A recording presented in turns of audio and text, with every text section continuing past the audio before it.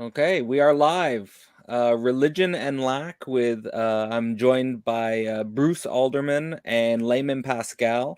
If you're unaware of their work, they are in charge of a pretty impressive YouTube channel called The Integral Stage. If you're unaware of their work, just let me make sure my other, yeah. So they're in charge of a pretty interesting YouTube channel called The Integral Stage. I've linked that below. And I brought them on to discuss religion and lack because there's a lot of overlap between the type of content that I've explored in the Philosophical Conversation series on my channel as it relates to the philosophy of lack. So anyone who's been following that series, this is kind of it's definitely intimately related to that series. And over on their channel, they've been discussing religion a lot with, many figures, but there's specifically a series that they're currently doing with John Vervaeke. And I think there's many themes, many overlaps, and potential interesting conversations. I think with the philosophy of lack, of course, we were taking a philosophical perspective on lack. The aim of that series was kind of to think about fundamental concepts in philosophy, like being from Parmenides, atomism from Democritus, forms from Plato, and discourse, philosophical discourse or dialectics in general from Socrates, and think about the way in which those concepts could be rethought or engaged in an interesting way from the perspective of lack. But this is sort of about religion, and so, like, what separates philosophy from religion? How does religion relate to lack? How does that sort of feed in there? I think the main sort of conceptual touchstone between already the conversations that Bruce and Layman have been involved in, and also sort of mutual interest, is sort of Nietzsche's philosophy of God is dead, is a major touchstone for, I think, a lot of modern culture as it relates to religion. It sort of points towards this. It can be interpreted in one extreme as a type of nihilistic deconstruction of religious authority and structure. And it can also signal a type of challenge. I think if you read it in the context of Thus Spoke Zarathustra, he's kind of going on and on and on about the Overmen and what does it mean that we've killed God, and what does it mean for us modern humans or postmodern humans that has occurred. So it kind of has, and it has many meanings, but those are two of common interpretations. So I guess that is maybe an interesting opening. I think what religion and lack mean to me, before I pass it on to you, Bruce,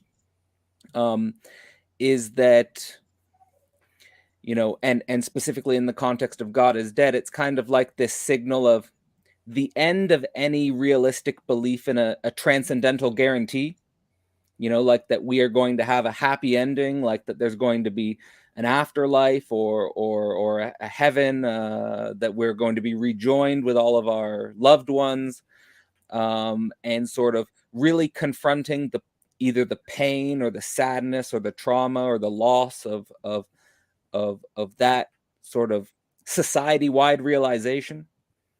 And then sort of confronting the world that we do know, and sort of having this feeling like reality is not enough, or reality is, many different words could be described: tragic, flawed, imperfect, disappointing. Many words can come to mind there, and can then just open us up to problems of nihilism and problems of the abyss. So that's sort of my opening. I'll pass it on to you, Bruce. Great. Well, thank you for having both of us. I think this is really a timely discussion for us, given what we've been exploring with John Vervaeke. And I've not completed the full Philosophy and Lack series, but I've listened to most of it and really enjoyed what you've explored there. I'm hoping we can get into some themes that will maybe touch on and overlap a bit with what you explored there, and maybe overlap a bit with what we've explored with John. But I'm also hoping that we get into some new territory and look at things that we haven't explored yet. And I think it's a fundamental issue in religion, this idea of lack, and a lot of the religious impulse, uh, the storytelling, the soteriological projects have been actually organized around a perception of lack, of the insufficiency of things, of an incompleteness, and a drive or desire to rectify that in some way. And often the paths towards that have been maybe a bit neurotic, or not always, at least from our perspective now, and what we need now, not what we need for a healthy religion that's not a religion. Um, so there's a lot to get into there. I think we could touch on some of the ways that lack has showed up traditionally in religion, both, you could say, in mythic framings and maybe more in that mystical and apophatic kind of framings, where there's more of the emphasis on the silence and the unsayability and the incompleteness of any kind of knowledge or representation, fundamentally. Maybe we can get into that. For me, I think just in opening right here, I want to just touch on a couple things that to me could be directions that we might go, rather than me unpacking too much right now. But for me, I would really like to see a focus on some of the emerging religious experiments and the ways that they are engaging with this question of lack and insufficiency, and wrestling with the challenge posed by, the death of God. And we are exploring that a bit with John Vervaeke. Some things that we have not gotten into, for instance, are the ways that this is approached in polydox theology by people like Catherine Keller, Lauren Schneider, Roland Faber. Most of them are ensconced in a process view, a process theology, but not exactly strictly Whiteheadian. It's more of a complex mix, focusing on multiplicity and theopoetics and a lot of things like that. So they get into this question of indeterminacy and lack and absence in some interesting ways, and maybe we can go there. Nicholas of Cusa is a kind of a touchstone for some of that, as well as Whitehead. There's some experiments in speculative realism, such as, for instance, a text called Speculative Grace by, I think it's Adam Miller. And there's some really interesting things there that I might open up. There's the whole question of the passage of the dark night in religious traditions on the way towards, a more fulfilled way of being, or a more mature, wise way of being. And that's been reworked in some modern contexts with something like Washburn's approach, regression in the service of transcendence, and the whole emptying and confrontation with insufficiency and lack that's involved in that transition that he explores.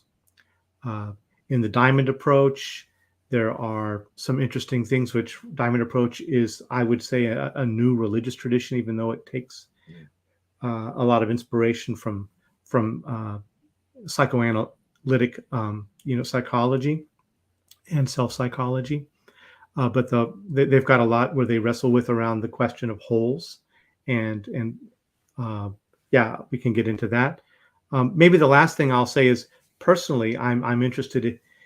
One of the reasons I'm interested in this topic is I have a project that I call Integral Grammatology, and I've been looking at world philosophies and theologies from these different grammatological lenses around what are the fundamental guiding metaphysical presuppositions, whether it's verbal process or pronounal, perspectival, or prepositional, relational, etc. There's a lot of different approaches, and I tend to emphasize the prepositional and the adverbial or the modal.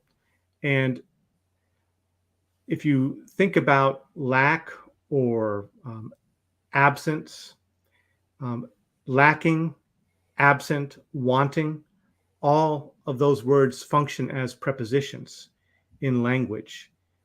Lacking the equipment, the team could not scale the mountain. That kind of thing. They function prepositionally, meaning that they name a type of relationship, a very important fundamental type of relationship. All prepositions explore a whole network of relationships, and that lack or that absence is an important one. I think of Lacan with his objet petit a, the object A, and he says that he wants to leave the that term undefined so that it can function somewhat like a algebraic sign.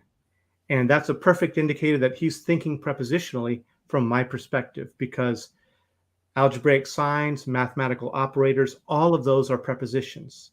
They name and they trace types of relationships and vectors of movement.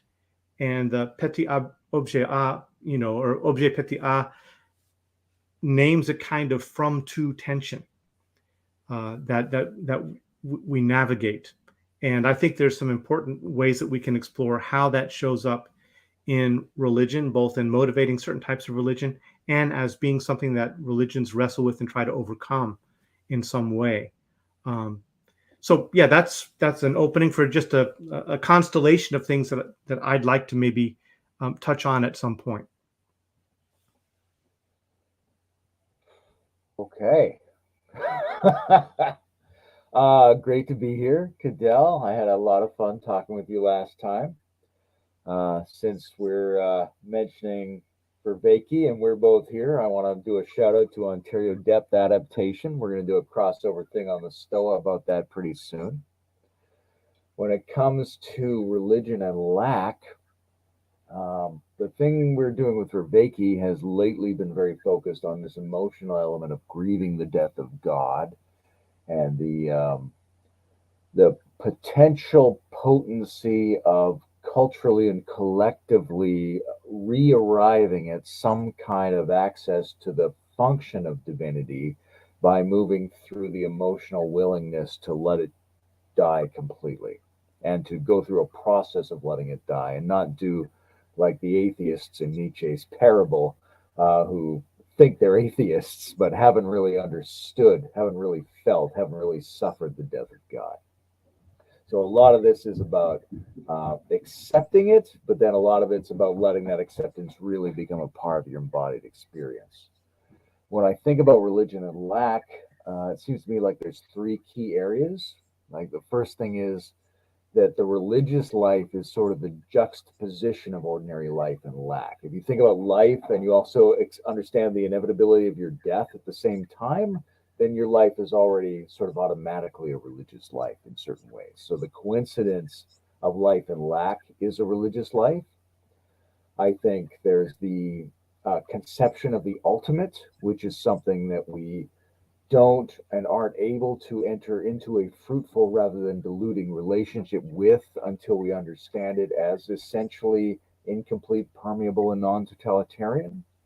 And the third feature is that there are many characteristics of the practices of religious and spiritual life in terms of the edifying, developmental, and transformative exercises that you have to undergo that are enabled or empowered by something like an appreciation of lack. Bruce mentioned the diamond approach. That's a really good, very clear example of how experiencing failure states, absences, and incompletenesses in ourself is a route in terms of opening up strengths and conductivities and competences.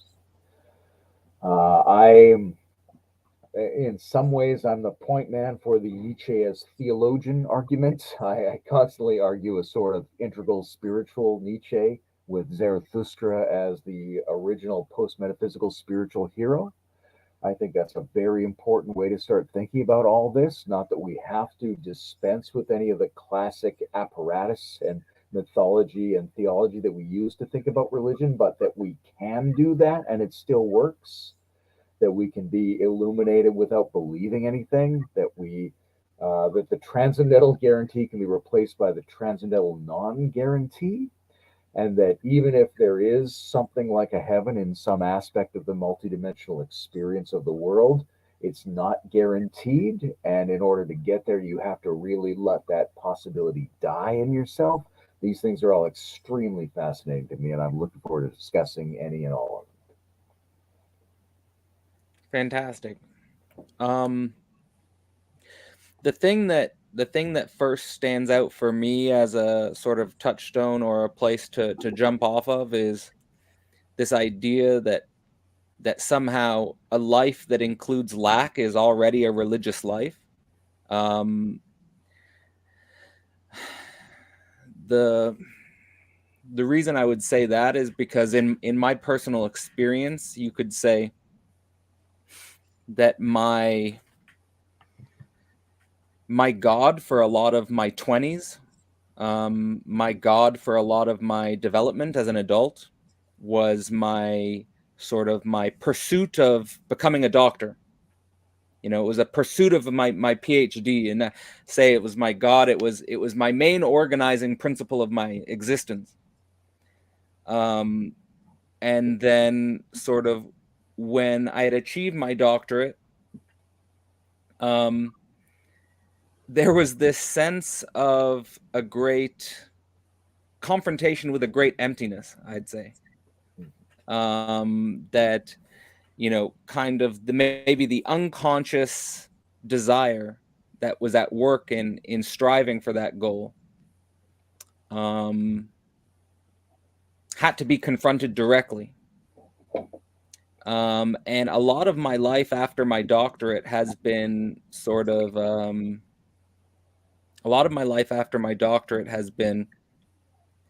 wrestling or playing with or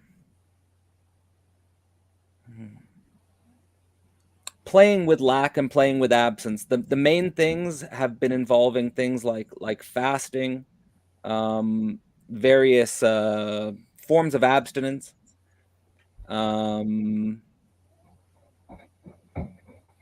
meditation, of course, but also sort of a deep lack as it regards to, I would say, transcendental goals. Like I'm not really shooting for anything. like throughout most of my 20s, I was shooting to become a doctor, but like as a type of, it was kind of like a transcendental guarantee. But now I'm not shooting for anything. You know, I don't have any professional ambition in in like a clear sense. I'm kind of just, you know, I kind of am with what I am doing. So it's interesting that thinking about this is like, is this are these my first just thinking reflectively, are these my first steps to a religious life in some sense? Is life with lack here, the confronting lack, you know, like you know, in regards to your personal grammatology, Bruce, with emphasizing sort of this tension, you know, this relational tension. All of the things I'm naming as it regards to like the dominant aspects of my experience after my doctorate has been this, you know, I'm naming various tensions with food, tensions with sex, tensions with professional development, tensions with economic development, tensions with my safety, my security, these types of things. And those seem to me to be the most precious things. Like, it's kind of like, I guess, like after like the facade, it was kind of like after the facade of the big other of the academic structure and so forth, you know, after that fell away, I guess what I was searching for was, well, what is real, or what can I work with here? what can I work with here? That does, I think, touch on the, you know, confrontation with you know, you mentioned, Bruce, confrontation with insufficiency, the question of wholes. You know, I think we can take it, the question of wholes as in holist, like WHOL, or the question of whole, HOLE. So I wanted to touch on that personally, and as it regards to Layman's sort of emphasis on Nietzsche as a theologian, I think that's a really interesting idea. In my personal intellectual path, I'm sort of playing with basically trying to put phenomenology of spirit into some sort of conversation with Thus Spoke Zarathustra. The reason for that being that Hegel articulates a sort of structure of spirit, which goes from consciousness to absolute knowing. And in order to get to absolute knowing, you have to pass through religion, but religion isn't the final phase. And actually, there's a lack in religion which points towards absolute knowing for Hegel. And as it regards to Nietzsche, I see him as this wild subject of absolute knowing. That's how I see his Overman, or that's how I read what he's doing with Thus Spoke Zarathustra. And putting them into conversation for me is important, because I feel like Nietzsche by himself is kind of like he's very wild, he's on fire. But there's kind of like a large meta structure in Hegel that I feel like if I can couch Nietzsche in that meta structure, it gives a sort of a sutric layer, or gives a, some sort of something to hold on to for the population at large, considering that not everyone can be the Overman, or that's not even maybe not even desirable. So I'll leave it there, but Bruce or Layman, you can pick up from that. Yeah, I think this question of the big other, this pursuit of the big other, and the confrontation with its insufficiency, that existential disappointment in the sought fulfillment in the other, that's a major pivotal point for many people. And in the classes that I teach at my program, we explore this almost out of the gate in terms of my engagement with students. And it turns out that I would say probably 60% of the students that are coming to my particular program are people who have gone through this. And this is why they're seeking out a program like this. They pursued the worldly pursuits, the identity, the title, the position, the label, the fulfillment of gaining this particular mastery of knowledge or skill, or financial security, or family arrangement. The pursuit of those things ultimately proved empty. They found themselves, and we find ourselves on the other side of that, something that is incomplete and didn't deliver what we were seeking. And there's this sense of deficiency, of lack, and of now what. And there are a couple of responses that people make. One is for people to almost regressively, in a way that shuts down the movement, at least for a while, reach for small, easily attained rewards or fulfillments. I didn't get this, but I'll buy that red car, or whatever. And, I'll get that hot new girlfriend or boyfriend or whatever. And that usually forestalls the process. If that process actually takes root, what usually starts to happen is a process of derealization, where you find that what you looked to in the world is somehow a bit flat and empty. What was the enticing trophy or the achievement now lands in your hands as something flat and not vital anymore, thinner than it felt. It's not suffused with the same presence or promise. And a lot of people, and I know, as a therapist, you're very well aware of this, but a lot of people report, this growing feeling of alienation, that I don't seem to fit in the world as it made sense to me before, and there's a whole wrestling with what is our place in the world, and what is our role, what is our task, what is our right relationship to the things of our lives. And there's again a kind of growing flatness to that, and a growing sense of alienation, and anxiety tends to accompany that. There's a mounting anxiety that wakes us up at night, and you feel the lack, you feel the incompleteness, and you feel the fundamental disappointment of the world to deliver what we sought. And as that progresses, it can go deeper and deeper into ultimately a confrontation with contents of the unconscious and what Washburn would call regression in the service of transcendence, where alienation even moves towards something like estrangement, that as the unconscious begins to erupt in us, we find ourselves not only confronted with the flatness of things, but the uncanniness of things.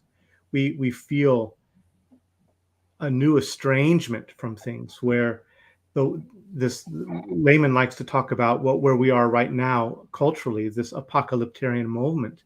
And I think that's happening for many of us as we are in this period of uncanny estrangement from the world. And one of the things that happens at this phase existentially, as Washburn maps it, is there's a confrontation with the shadow. Our more negative self arises in that context and seems more real than any of the selves we pretended to be.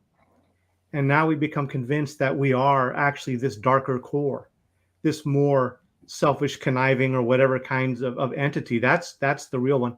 But again, ultimately, that also proves evasive and illusory, and that can dissolve as well in the progression of what Washburn calls the regression in the service of transcendence. If you follow this through, as Washburn talks about it, as Jung has mapped out, as you can see in a lot of the literature around the dark night in theological circles, there is this total desert space where we're confronted with despair. We're confronted with basically the solid wall of despair, that basically there is no other direction to move to get any kind of fulfillment or to escape our condition. And that confrontation with despair and that confrontation with absolute limitation, if we go through with it, if we meet it, there can be a very deep letting go, a very deep surrender. And this is why I think what Layman is saying is on point about the confrontation with lack is already the religious life. If it's already pulling you towards this deep confrontation with absolute limitation and with the insufficiency of anything to offer lasting fulfillment, and in fact, the increasing sense of the flimsiness of both self and shadow and world, that deep existential confrontation and encounter is, for me, a fundamental religious moment. It's a night sea. It's part of the night sea journey. It's part of the dark night, and entering into the cloud of unknowing and the cloud of the impossible. To draw on a couple ancient mystical sources, there is passage through that, and you could say an awakening to a different mode of being on the other side of that. But it's not on the other side of that the perfection that the original self was seeking. It's an always vulnerable relationship, but it is a newly opened mode of participation with the fuller you could say, range of being. So, yeah, I just wanted to give that little narrative to kind of plug into, that question of whether confronting lack is already religious. And I think, the existential confrontation and challenge that Nietzsche presents us. So that's as much as I'll say there. Yeah, I love this idea of putting phenomenology of spirit in confrontation and dialogue with Thus Spake Zarathustra. I do a little bit of that myself, but more I lean into this sort of a similar question, which is how do you splice Nietzsche and Wilber together? Is one of the questions I've worked with a lot. And I think there is something there, both in terms of the big structural picture of unfolding history that can add something to Nietzsche's wildness. But there's something in Nietzsche's wildness that has to be understood as the core element of ongoing development, which often gets too easily marginalized or put to the side by sapphic, well-mannered, integrationist inclusiveness. I think your Your personal story, which I appreciate you telling, is a great example of the way that lack is this religious and spiritual life. Like we are classically profane in all of our ordinary goals. It's only in their insufficiency and in the insufficiency of the whole project of our life, which is it's not going to work out. We are destined to die. And also the experience of the body. Like if you allow the emptiness of the body to coexist with the body, then you have the experience of the soma. When you look around in the world and you think, well, is there something in addition to all the things I'm seeing that I'm not seeing? That's an invitation to think about whatever God means to you, right? Even to think of the world as the matrix, which is a sort of a fundamental Gnostic invitation to a religious life, is to think of what everything that's present and the lack of everything that's present as coincident and simultaneous. So I think that's something a lot of people go through, and I think the phenomenology of all of that has to be accounted for in order for us to think clearly about a religious life, about even the subconscious possibilities of something else inside of us is a way of evoking absence as coincident with our presence. So it's not really, for me, it's not about shifting from presence to absence. It's about sort of the non dual insistence that they are simultaneous and you have to deal with both of them all the time. And that's classic, like it's a human thing that's always been part of us, but it's also something that's uniquely amplified in the present cultural moment. That postmodernity and metamodernity bring forward a kind of erasure or undermining of the things we've counted on in traditional narratives, which is a strong analogy or parallel to the thing that people who've gone through what I would call an authentic religious awakening have always had to face. And normally, there's been a tendency for cultural recapture of people who've gone through this experience. So you say, well, the things I wanted to achieve, I achieved them and they're incomplete, or I didn't get them and I wanted something else, or I wanted something else and I wanted something else and I never seem to get the thing that I want. There's some kind of overall insufficiency and failure to the normal mode of desiring. And somehow we've tended to fall into these cultural cul-de-sacs where what's presented is a specific, concretized, reified version of the thing we're missing. Yes, you may feel like you're missing something in all of your attainments, but that something is really the Lord or whatever we want to sell it to you as. And that's a self-sufficient, positive, total presentation. Now, that can be useful initially as a way of navigating this dropping out of your normal desires and this feeling of this more expansive space of non presence. But ultimately, that thing itself becomes anti religious, right? And all the great esoteric and mystical figures in history have sort of made this argument, which is what's proposed to you in exoteric normal religion as the alternative to the satisfactions of life that you've already found to be lacking, is itself the epitome of the insufficiency, right? God can't satisfy you, or the God that can satisfy you is precisely the God that can't satisfy you. So there's a sense in which you can propose religion as a positive phenomenon, as a contrast to the insufficiency of the experience of ordinary life.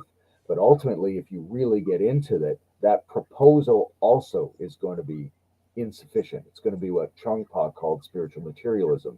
And you're going to have to keep moving along that same path where you let God die, where you see Buddha on the road and kill him. So, right, that's not antithetical to the core of the deep religious tradition. It's in fact the articulation of what they've been proposing all along, outside of normal cultural recapture of what's going on with people. Yeah. In relationship to what Bruce was saying about the sort of the flatness or the emptiness of the enticing trophy of the the mundane world, or the classical profane world that you alluded to, Layman. There's this there's this scene in Rick and Morty where Morty's dad is in this simulation of his working life and he doesn't know it. And he's at some business conference where he's getting like the best worker of the month, or they're getting the best worker award, and he gets up on stage and he gets the trophy, and then the simulation breaks down and he just falls into the void. And it's just like, it's kind of like I mean, it's just an example of like I think a lot of people go through that when sort of chasing some sort of object of desire in the status hierarchy. You know, it's like, it's almost like the virtual it's like you were in a virtual reality simulation, and then it collapses and you're just you fall into the void and stuff like that. Yeah. Yeah, I actually want to touch in on a point, because there's such a visceral experience to that. Like, we can think of via negativity, let's say, in very abstract ways, of like, let's do an apophatic description of being. Let's say things only as the absence of the things that they are. And that's really useful. It's philosophically exciting. But there's this sense in which the descending, what's often called in yogic and spiritual traditions, the descending current, right? Is a kind of conductivity and a reality and an authenticity that's allowed only when you undergo the emotional and physiological experience of letting that failure occur, right? When you go like, it's not just that the fact is I thought it was reality, and then the fact is that it turns out it's an illusion, and the fact is that it's really a void, right? Because we can't actually conceptualize a nothingness or a void. All of that stands symbolically for the fact that we have to allow ourselves in our feelings to fail, to go down, to collapse, to drop into whatever that void suggests to us. And that's a way of opening up to a certain kind of conductivity or spiritual current of enlivenment and energy that's only available to us when we're willing to die in all the senses that death could mean. Yeah, I think that dropping into it, I mean, I think you've already touched on it in a meaningful way for me in your other conversations, but it does involve simply I think a mixture of both deep sadness involving crying, but it can also involve deep anger involving screaming and yelling. And we often don't have spaces where we feel, or at least I'll speak for myself, I often feel like there are not many spaces around me where I can really let go in that way. I have let go in that way even in the process of that letting go, I realized that throughout my 20s, I think a lot of my visceral deep emotion was shut down in a way where there's maybe I could count on one hand how many times I really cried. But, at the same time, I've had experiences where, if you're in like an apartment complex or something like that, and you really want to do like a dynamic meditation where you're yelling or letting go, and like, it's actually, it freaks people out, obviously. Like, we don't, almost like you need or like I had the experience of, I had roommates who were like, they knew me as the philosopher guy. And then on the other hand, I've got these weird dynamic meditation practices where like I'm making like animal noises or screaming or like going crazy. And they're like, what the hell was that? Like it's like making room for this excess of emotion. That's the point I want to make, is opening the space and making room for that excess of emotion. It's also something that actually was the most profound and I think important aspect of the European men's gathering I went to last year, where we had anger workshops and we had, recreation of, experiencing like, really being like physically angry and yelling and I think connecting with that impulse, I think also has something to do with the primal beginnings of religious life, perhaps. Like, because if real religious life has something to do with life and lack and confronting your own death and mortality, then on a mass scale, if there's going to be a phase of our society where religion returns, something like a return of the repressed, maybe, there's going to need to, one of the preconditions for that is not going to be like the hyper intellectual, meta intellectual spaces, although they're necessary. And this is a big part of, like, we're having a meta intellectual conversation now, but they're going to have to be spaces where this primal emotion, where this excess of emotion can be opened and somehow contained safely, where people can, I think, confront these emotions, and people who need that and are gravitating towards it. Yeah, in the discussion with John Vervaeke, I talked about a ritual called the Truth Mandala, but the ritual that predates that in the work that reconnects was actually called the Despair Ritual. And they don't do it as much, mainly because the facilitators got older and it was harder to contain it. But the Despair Ritual was actually a ritual that got much more dynamically embodied into expressions of despair and crying and rage and various cycling through moments of cycling through intensities of emotion in relationship to a loss, or a condition of grief about the state of the world, or something like that. So I agree that there are Tibetan tradition has that also, spaces where there are, Rushen practice and other practices make space for this kind of intense mad release. Diamond approach does that also. In relationship to the what Layman was pointing out in terms of actually viscerally feeling that descent and that loss and that hole, in the regression in service of transcendence that I was talking about, as that progresses into the stage of estrangement, one of the things that can happen, especially as the unconscious is bubbling up and then we're getting the repression barrier is lifting, is that we more and more often can encounter black holes in thought, these moments where attention is pulled into this deep well and there is no movement, there is no ability to bridge it with verbal surface level thought, and there's a capturing or a seizing of attention in those black holes, and that's part of this energetic release that can happen through that process. In Diamond approach too, there's talk about holes, and maybe we can get into talking about that in more depth, but just one thing to say right now is when I was doing Diamond approach work, I didn't even know about the theory of holes, but I was just working with a teacher and came up to some experiences through some long sustained embodied processing of feeling the floor drop out of me, and really feeling existentially that I had lost all grounding, both for body, for psyche, for everything. And it felt literally, physically, phenomenologically, like dropping into a black hole or a well. And it caused my body to leap off the floor. And we, later worked on that, and she let me know what holes are.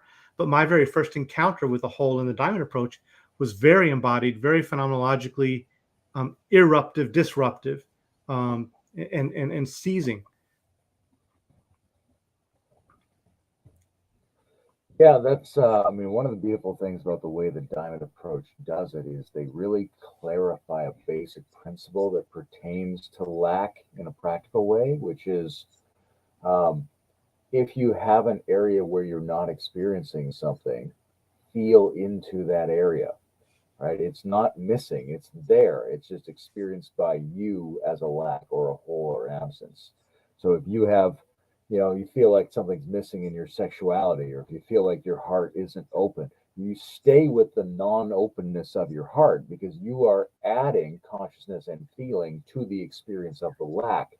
And that's where the alchemy is going to happen, right?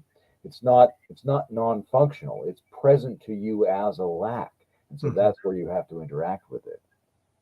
I like that you mentioned that ritual that we talked about with Vervaeke, and I think at the time I referred back to the litany of disruptions things that I brought in, because I think there's a lot of opportunity, whether it's the death of God or the ecological situation or the lack of trust in our institutions or the fact that information can't be trusted anymore.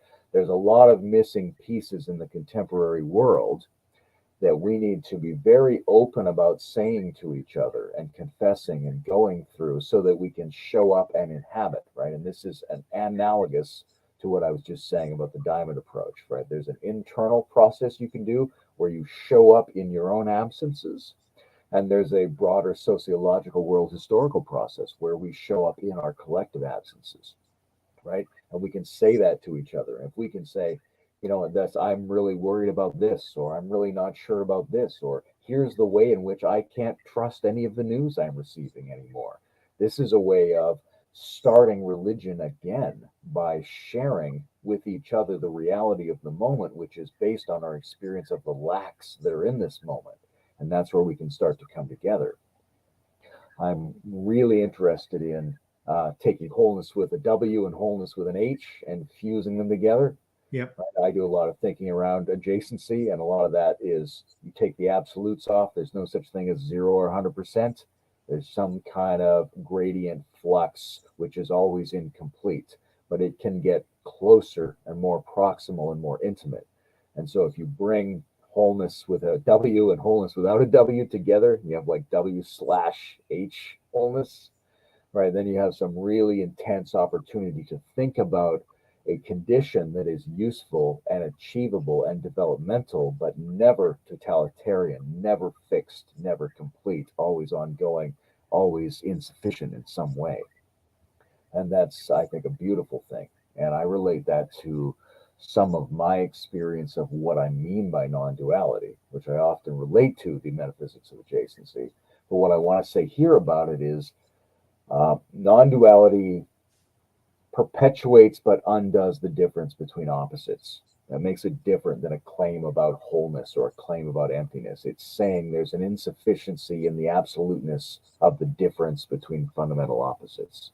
And one way you would see that is that the lack and the sufficiency are not fundamentally distinct. They're fundamentally compatible somehow. So if you're interested in sufficiency, you have to be able to go into that lack. And that's interesting philosophically, where we can say, look, anger, sorrow, desire, all of these things imply a structural insufficiency and a relationship. And so philosophically, we'd say, look, there's no way that that insufficiency can be separate from the fundamental satisfaction of being that our ancestors pointed to. We might want to reframe that. We might not want to call it being, but there's some kind of underlying existential satisfaction that's possible. And it's not possible as the alternative to the insufficiency of the conditions that give rise to our passions. It's possible as absolutely coincident as the very essence of the insufficiencies of our experience. And like you were saying, Cadell, I think it's very important, is that's great from the point of view of somebody who has time to spend doing advanced abstract philosophy and mystical practice. For everybody else, they still have to go through it in some other way. And so we do need to create spaces where people can go through their anger, their sorrow, their desire, their lack, both personally and, like I was saying, interpersonally, collectively, world historically, and just be present with each other, because these things are not separate. And they may not be at the position where they can say, I intellectually or mystically experience the deep non-separateness of lack and sufficiency. But if you can hold them in a place where they can allow themselves to go through those feelings, they're already in a better position to inhabit the world that we are currently existing in. Yeah. There's many directions this could go. There are a few points that I wanted to touch on. The first is that,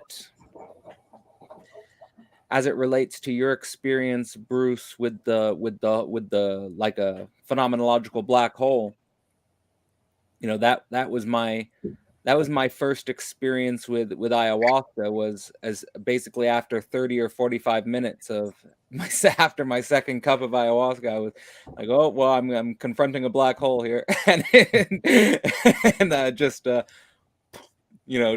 some, your my identity disappeared and you fall into some sort of love space. It was very, very nice experience overall. But there is this experience of a black hole, which I think there's many paths to experiencing this black hole type of thing. I mean, it can be through advanced meditation, it could be through through psychedelics, and I think there are other ways of triggering it. But it's on the one hand a very important thing to experience, and on the other hand, something where you feel kind of a deeper sense of aloneness. Because at least in my experience there, I felt like it was harder to interact with the rest of the world after the experience. There were not many people who understood what I was describing. There's this, at least for me, there was this feeling of a deeper realization of how hard it was to generate meaning in the world, because you had to work for everything. and so, but it was just a deeper conscious realization of that, and confrontation with that. And I think that plays a role here in something. And I wanted to connect that to the other thing that I thought was insightful, that Layman said about his philosophy of adjacency, where his philosophy is that there's no 0, there's no 100, in an absolute sense. That sounds very similar to how Hegel starts the science of logic. What he says is that there's the concepts of absolute being and absolute nothing are nonsensical. So the absolute 1 or the absolute 0 or the absolute 100 in the adjacency language, and that opens you up to true becoming. Mm-hmm. That's the basic. I mean, it gets more complex, but that's the basic idea. And I think there's a lot of overlap here with one final thing I'll say that has been touched on, which is it's kind of like, it seems structural about the human condition, even, that we have this desire for some perfect object, or some, at least unconsciously, we have this desire for some perfect object. I think for most people, it emerges in romantic relationships. And I've had that experience as well of falling into the black hole after, a disappointing romantic relationship. But it's kind of like when you're on the other side of that perfect object, what opens up is not so much, let's see, it's kind of like, I think what Bruce, you said, is like, always vulnerable relationships and new participation with a fuller range of being. It's kind of, I almost want to think about it as like you're turning yourself inside out. Like that when you're on one side where you're striving for the perfect being, it's actually, you're shut down to real vulnerability of relationship, and you're not really participating in the full range of being. But then on the other side, it's kind of like you're capable of participating in vulnerable relationship and a fuller range of being, but you're also yourself more vulnerable. I feel like there's a fragility there. There's a delicacy. The metaphor that Osho used was that like the common man was kind of like a hard rock, and he described himself as a flower. But he said, to be a flower, actually, I mean, he described himself, he said it's beautiful, but it's self-vulnerable. Like you can be taken out very easily. Like you can, like, for example, like, say like with Osho and the United States government or something like that. Like, I mean, he's being imprisoned, and you're there's a different type of, and I've experienced that to some degree as well with like, there's a reason why people become hard rocks. In some sense, people become hard rocks because, well, the world is cold, and the world is kind of, you do got to watch yourself, like you do got to watch out, So yeah, these are some of the main things that are coming up for me. Yeah, love it. And I'm kind of conscious about keeping this coherent because there's so many threads I want to follow at the same time. Yeah. One of the things that I want to pick up before it recedes too far past is something that Layman talked about with the diamond approach and the moving into where you feel that there is something missing. And I think that's really important. I was thinking about Lacan and his, sense that, this jouissance, that we have this as infants, this sense of the libidinal plenitude that eventually we get cut off from through language, and there's a, kind of the felt lack of that and a longing for that to get back. And in the diamond approach, it uses a kind of essentialist language, which I'm not entirely comfortable with, but the general idea of it, again, is that there are conditions of plenitude and the availability of ourselves to ourselves in a particular undefended way um, that gets lost. We have a kind of a natural, immediate access to certain of our capacities and intelligences, even if they're still in primitive form, that can get lost. And in Diamond Approach, it's not necessarily just strictly through language, but it's through the accumulation of object relational images. And as we experience ruptures in relationship, which cause us to form defensive object relational images, the accumulation of those things creates what he calls the shell, that hard structure that basically creates conditions of lack for us, in that the object relational constellation cuts us off from directly feeling some of our own resources. And so for us, it shows up as an emptiness or a lack or a something missing. And we may not even know that. The ways that you really get in touch with that are looking for repetitive neurotic behaviors. Usually you're trying to get something that you feel you're missing if you keep doing something again and again. But also looking for your longing. What kind of longings break through in your moments of silence or reverie or dreams that maybe often you don't let yourself feel, but occasionally you encounter those feelings of longing. And those longings are golden threads that can be followed to the hole and to the wound. It's following that longing as a call that takes us to where we've been cut off from some of our own fundamental resources. And it's not doing anything to reconstruct those resources. Or, one of our problems, part of the shell, is that we've built up defensive compensatory structures that try to take the part of that capacity, and they can't actually do it.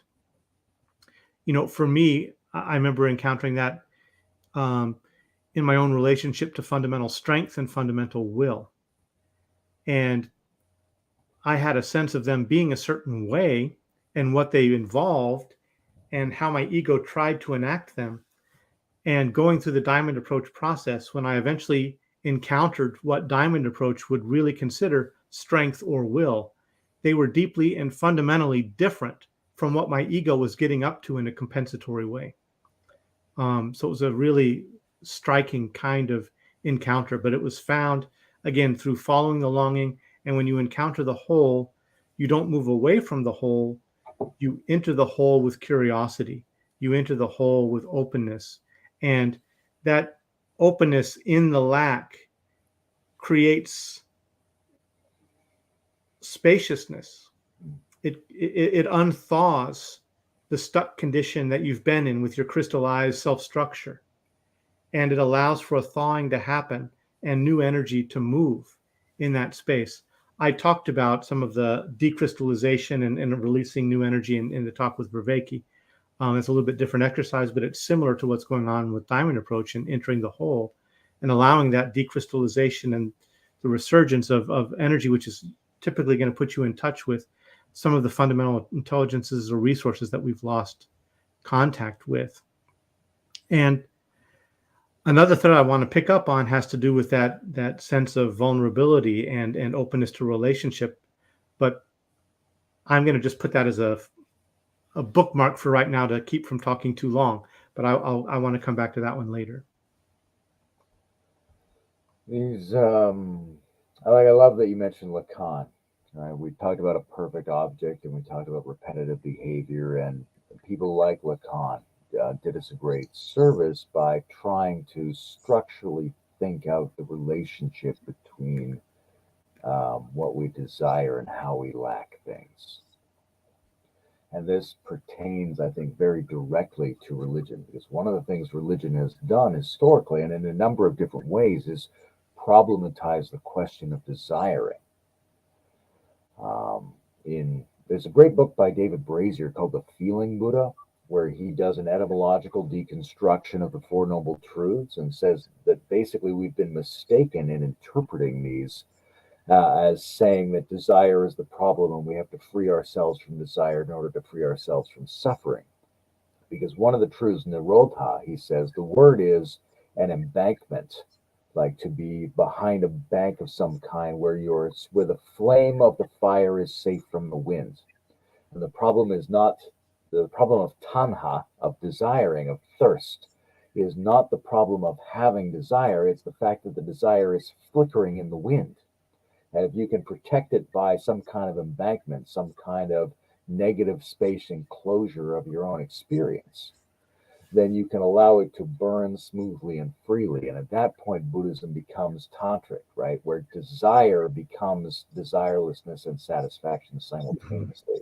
Where desire is not just experienced as the chunky insufficiency of I need something that I don't have and I have to try to get it. But the very fact that I'm yearning for something that I don't have is already a satisfaction that I can take. And it's a satisfaction that connects me to all of reality and all of the layers of my being, because they all yearn for something they don't have. And that's the statement of their being.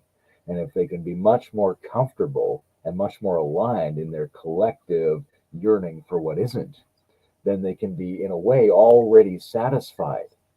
It's a very beautiful thing. But there's several other ways in which desire has been problematized and rephrased by religion, right? Something that I might think of as Christian is to say you take your desire, which is inherently lack generated, right? That the lack generates the perfect object, which is an insufficient object that you will never attain, which binds you into a socially organized desiring frame that will never really satisfy you. You take that and you orient it toward the impossible to achieve perfect desire. You're trying to align your desire with the will of God somehow. So one of the religious discourses in many different traditions, but especially Christianity, is around God has a will. And it's not necessarily going to be what you like. It may lead to your destruction, but you should take your desiring, which is implicitly lack-based in a certain way, and you're going to align it to the positive presence of this overwhelming lack, which may lead to your complete surrender, sacrifice, and destruction. And if you were to do that, then the desire, which is inherently lack-based, will start to serve you in a different way. Will start to change you and bring you into the world and bring you into relations and open your functions in a different way. So those are two. The other one I would mention is the way Gurdjieff phrases it. And Gurdjieff talks about this deep difference between desire and wish. And sometimes I say whim fulfillment, because our desires are often instantiated by our biology or by our sociology. We want things that we need physiologically or that we have to do sociologically. But there's this other class of possible motivations, this other telos around intentionality, which builds the will, but it's only built around things that don't satisfy you physiologically and sociologically. So if I think of something, I think, you know what? I've always kind of wanted to go around the world in the opposite way of its rotation. I mentioned this because my father's always had this wish. He went around the way the rotation goes and he thinks he lost the day. So I've always encouraged him to try to go around the other way. But there's a sense in which that's different than the normal mechanics of desire that somebody like Lacan would point to, right? Because it's totally gratuitous. There's nothing in your biology, there's nothing in your social responsibilities, there's nothing in your day-to-day survival needs that point you towards this. So when you take up a wish or a whim and you say, you know what, I'm going to do this, I intentionally commit to fulfilling this as if it was desire, but it's in no way or very marginally related to the normal mechanics of desire, then I start pursuing a capacity in myself that is very religious and not at all like the normal human desire dynamics, right? And we get that if your guru tells you to do something that makes no sense, or if you live in an ancient Indian Iroquois society where they tell you to try to act out what came to you in your dreams, or whether you're an artist and you say, I've always thought I was going to paint a picture of this woman with a weird smile, and you make the Mona Lisa. None of these things are necessary. None of these things are culturally specifically inculcated. But there's a whole set of things that are desire-like that fall outside the normal mechanics of desire, where you have nothing to go on, so to speak, right? Where you become a more conscious participant in the lack. You say, you know what, I'm going to take on a discipline where I fulfill a whim almost arbitrarily. And the Dadaists and the Surrealists, who I studied a lot when I was younger, they had this notion of l'acte gratuit, right? The gratuitous action as something that built up this new hyper reality experience in yourself. So I think if we can discover that there's something missing in all desiring and be more conscious in our use of that, then we can access it in a number of different ways that religious figures and religious traditions have pointed to over the years in their problematization of desire. And they problematize desire specifically because it has this intrinsic lack element. Yeah, I also want to suggest that we live in a very, very, very, very different time period than any other human time period in some sense. I mean, specifically because of the internet and technological advance. I mean, there's a way in which there's and I suppose the relative abundance that many people on the planet experience as it relates to, let's say, the normal life experience of humans throughout all of evolutionary time, that it's almost like there's a space that's opened for us to explore desire in a way that I don't know if this is going too far, but it could be that there's a space. I can see a lot more naked women than any of my ancestors could. Exactly. Exactly. There's actually, I mean, there's just an excess. There's just an excess of desire that's available to explore today, which was not available to basically any of our human ancestors. And I think that opens up this problem, and it opens up this conversation in a totally new way. And I think, you know, the approach to desire, which is based on the model of repression, is or the approach to desire which posits to get rid of desire as such. These two models, I think, no longer offer most people I don't know, they don't offer people a model that's in accordance with what the present reality is, and the types of and the types of excess that we have to deal with. There seems to be and there seems to be a way in which new doorways for desire are opening up. And I think that leads us to confrontations with qualitative dimensions of ourself, which probably, I don't want to say never existed before, but certainly on a social scale and in a social form that may be qualitatively new.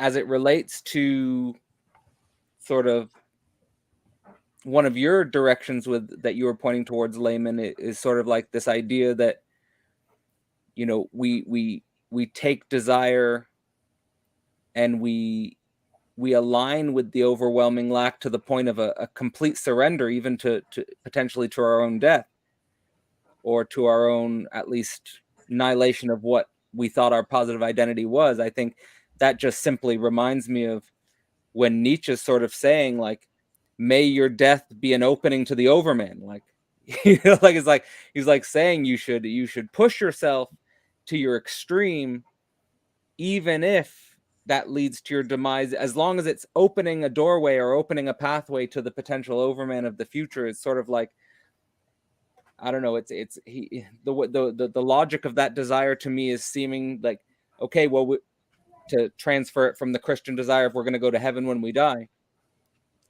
it seems to be more, we're participating in something that is quasi-immortal, the life process, potentially quasi-immortal, that just goes on and on and on.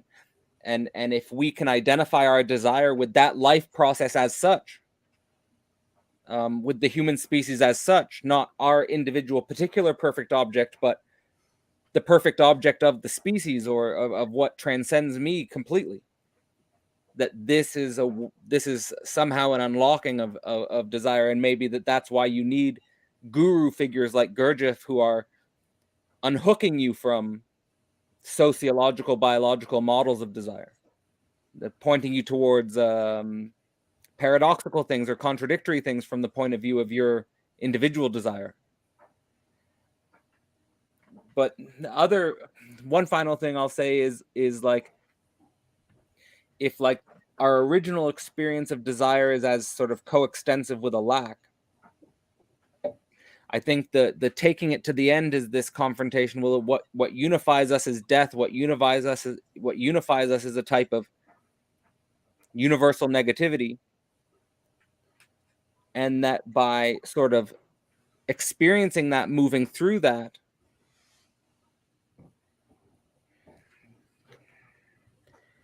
it's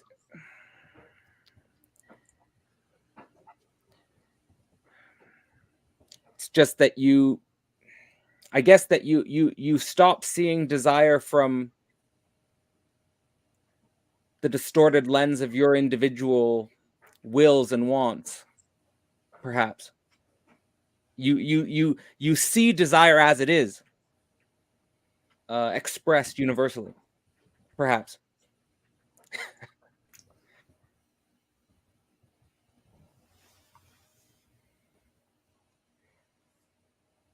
I was thinking of one of my Tibetan teachers, remarkable old man. Met him in Nepal. When he came to the United States, he was amazed by two things. One was the grocery stores, and the other was shoot 'em up movies or horror movies. And both of them raised in him intensities of emotion and feeling that possibly were not familiar from his context in a monastery in the mountains of Nepal. And he delighted in both of those things. And he looked at it as a kind of emotional yoga. He didn't exactly use those words, but that's what he did. And he would go to the grocery store and look at this abundance and just transform his sense of fulfillment in seeing that abundance and imaginally share it with all beings. And similarly, he'd put on a cowboy hat and go to shoot 'em up movies or cowboy movies or horror movies. And he would allow the movies to stimulate all kinds of intensities of feeling in him. But for him, it was just an exercise in raising different flavors of energy that he could work with and transform as part of his tantric play. And so he would go and watch the movies and just and use it as a way of exercising and deepening and increasing his intimacy with different flavors of energy and releasing it. So I just mentioned that because there's a way of and a lot of spiritual traditions will point in this direction one way or the other, is that we can see all desire as basically forms of energy.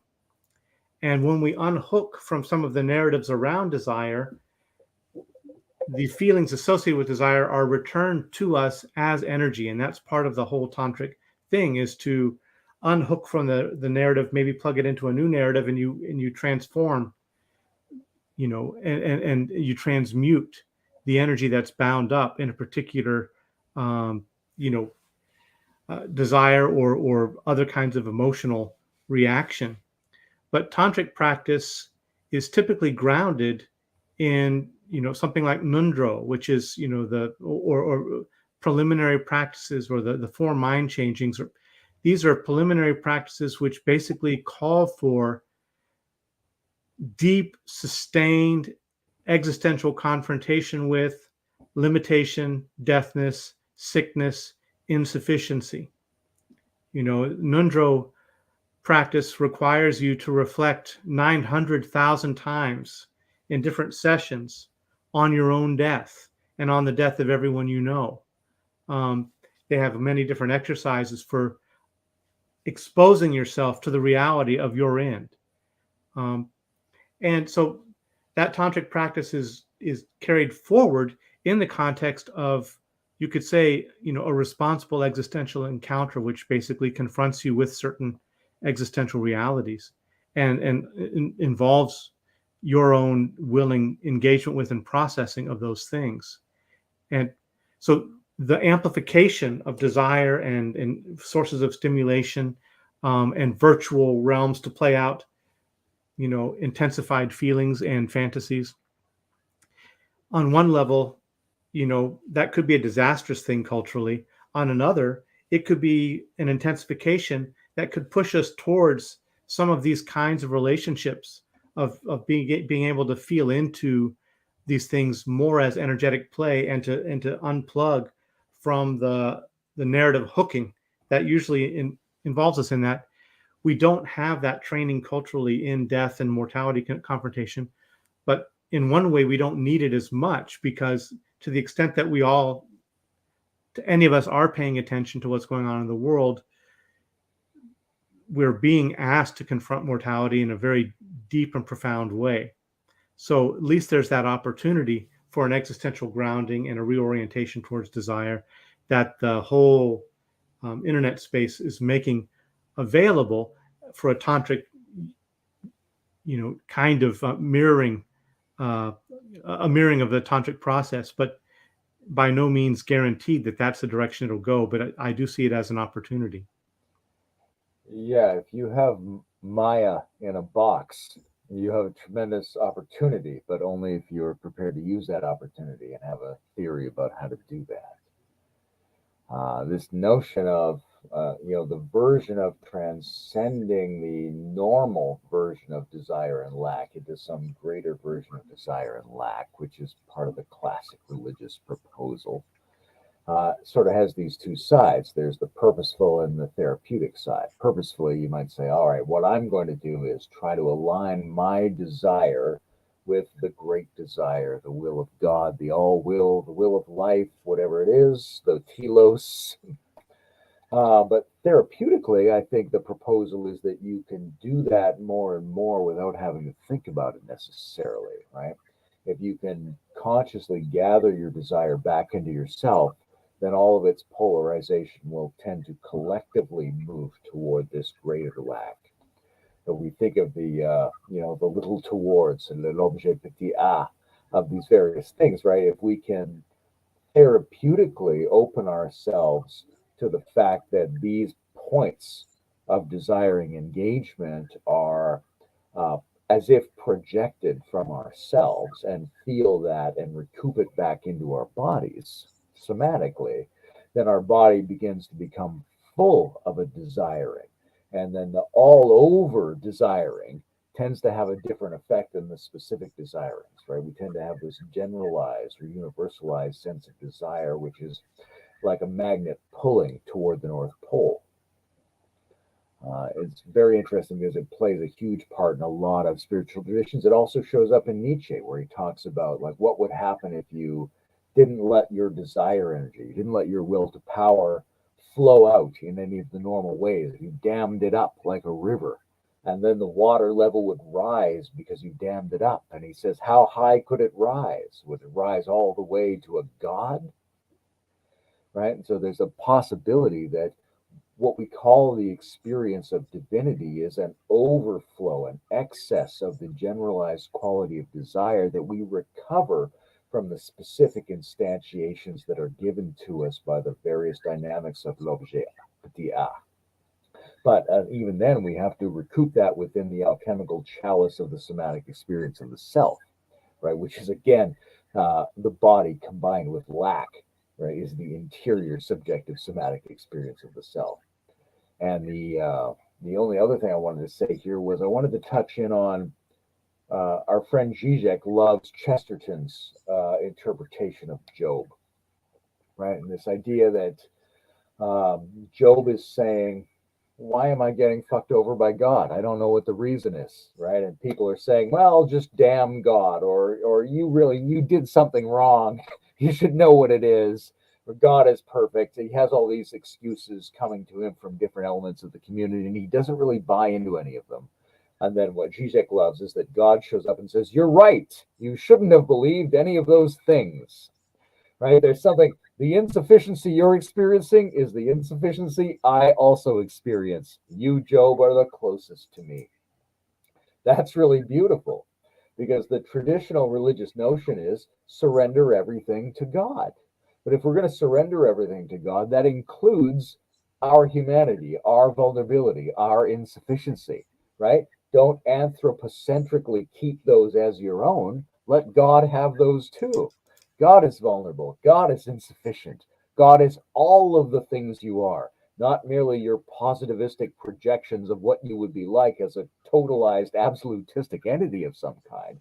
God is all of those qualities. And when you experience the big other as containing inherently that insufficiency, you enter into a very different relationship with it, and a different kind of conductivity starts to unfold. And I think that's key to the really deep mystical versions of religious history.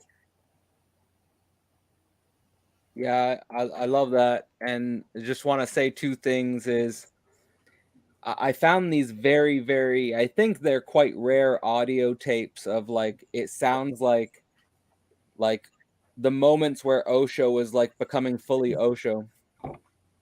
And he was like sort of describing himself as he was describing himself as the transformation of desire in the same way that you were talking about it, Layman, with the damming up and the rising up to the point of an overflowing. And he did sort of like say, like, to the point, like, I'm overflowing so much you can just eat from me. You can just eat from my body. Like, and that you can take from me and you can feel no guilt or shame. You can just take from me because I'm overflowing. And like Nietzsche has some similar lines about like giving to his enemies because he's so rich. Like I I can give more to my enemies than you can give to your friends, type of thing. Like this type of overflowingness, this type of I am the excess. And I think that is something that, yeah, it is on the other side of this confrontation with the nothing, the void, the negative, whatever, the lack. Yeah, the way I would phrase that is, I think a lot about the integration surplus model. It's sort of my other thing besides the metaphysics of adjacency, right? Where it's sort of an entheos-synthios simultaneity, which is we're bringing together, we're harmonizing a peak experience of the divine in us, and we're doing that by creating a divinity personally or collectively, because it can be done intrapersonally or interpersonally. And we're doing this in a way where we generate an excessive quality of the numinous, which we can lens in a number of different ways, and by which we have direct access to the underlying excess of being. But the reason we can do that is because we have a lot of subsystems, we have a lot of parts within ourselves that can be integrated or harmonized in various ways. And the only reason they can be integrated and harmonized is because they are not self-sufficient or incomplete, right? They're like a Gödel theorem, right? They can't perfectly prove or sustain themselves. They're going to need the influence of some other context in order to make sense. Each of our systems and each of us as people are fundamentally incomplete, which means we have an opening to be in relationship with others which means we can come together with others in more or less functional proximities. And when we come together in functional proximities, then we can collaboratively generate an excessive gestalt phenomenon that goes beyond the sum of the parts. And that numinosity, whether we think of it as a self or an entity or an energy or whatever we think of it as, that's the fundamentally transcendental excess coherence that we're looking for, that all of religion points to in its own particular language. Latour has this notion called the principle of irreduction. And the principle of irreduction says that given multiplicity, no multiple object, no entity, which is typically a composite entity, can be reduced wholly to any other multiplicity or groups of multiplicities. That you cannot totally reduce one entity to another. And yet, every entity is given to partial reduction into other entities, meaning there's a given interrelatedness, a given participation to every entity, but it's never exhausted. And so there's always an incompleteness in that, but there's also the inescapability of that. And that's what Adam Miller calls speculative grace or grace. And that is, as beings, we are always pre-given in a fundamental relatedness with other beings and with ourselves.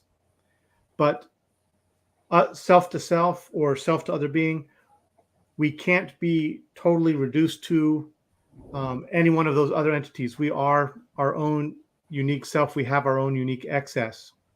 And yet we cannot resist being enlisted by or entrained by or impinged upon or related to all of the other profusion of entities of the world. And so he calls this grace because this is basically the pre-given condition. There's both a beautiful thing that can come out of that in terms of the possibilities for expanding modes of participation, accumulation of excess energy, styles of intimacy. That's all given there from the beginning. And yet it's also a source of suffering because we can't but be related to, impinged on, entrained by other forms of being. And those that we relate to, we can never fully control them. They will also escape us with their own excess. And so in that framing, sin is the demand, is basically the rejection of that given intercorporeal entanglement. It's a rejection of that and a demand for some kind of absolute or totality, which will seize complete control of the self or demand, absolute invulnerability to the impingement of the other. And that is basically what cuts us off from our participation in being.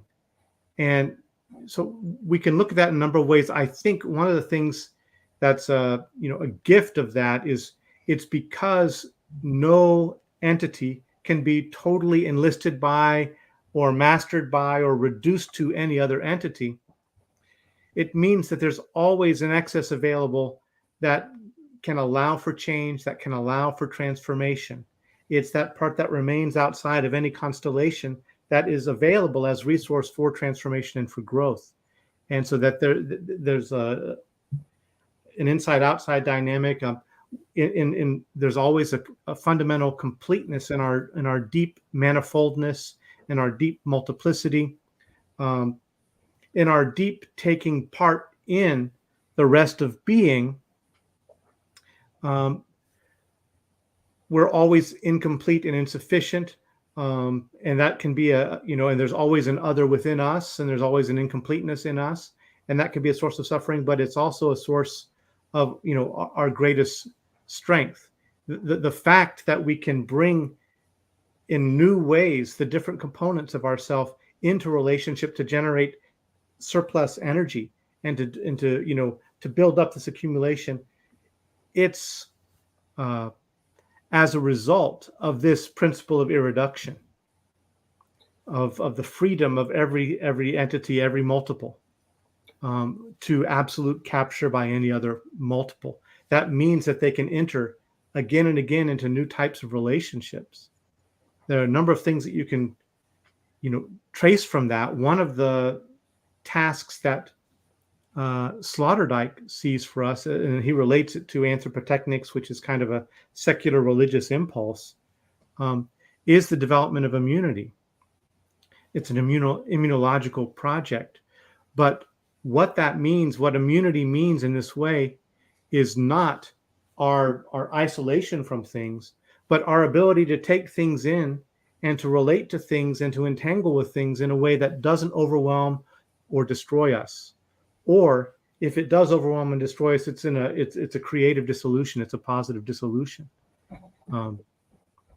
So yeah, those are just some thoughts that kind of bubbled up in relation to last couple comments there. Yeah, I love that you mentioned sin there, because that raises a couple of things for me. The first is the way that religion has traditionally stood for a kind of self-interrogation around behavior, right? So there are ways to do that wrongly. There's a sort of shame and guilt-based social control mechanism, but there's also a sort of self-purification, self-transformation that's possible by staying with remorse, right? By not making the assumption, the self-enclosed positive assumption that everything I did was correct, right? Because we have these waves of feeling where we go, oh, I think maybe I fucked that up. But then we immediately start layering over some kind of self-justification narrative on top of that.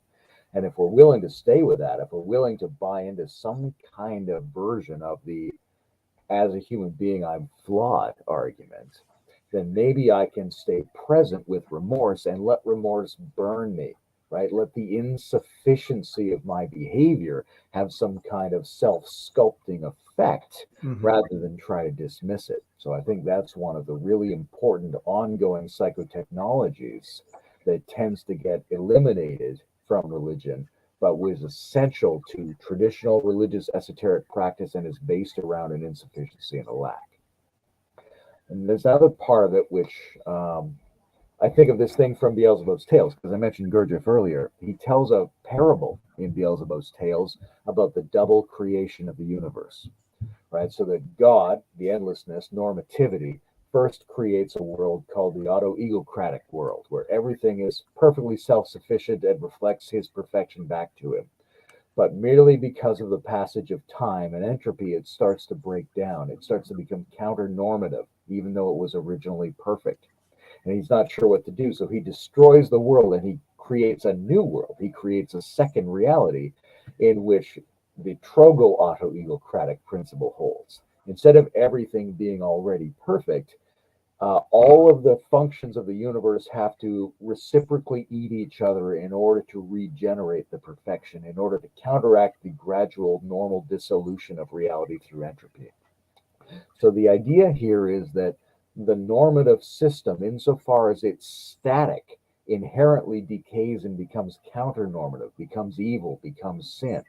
In order to have an actually normative system where we move towards something we actually want, you have to have a reciprocal relationship system that's somehow eating itself, that's somehow fueling itself on the interrelations of their own lacks in order to generate reality, right? Otherwise, what we end up with is sin. If we try to have static religious values, they become sinful and degenerate. We see the people who are dogmatic inheritors of a fixed religious idea or value system, they behave very poorly.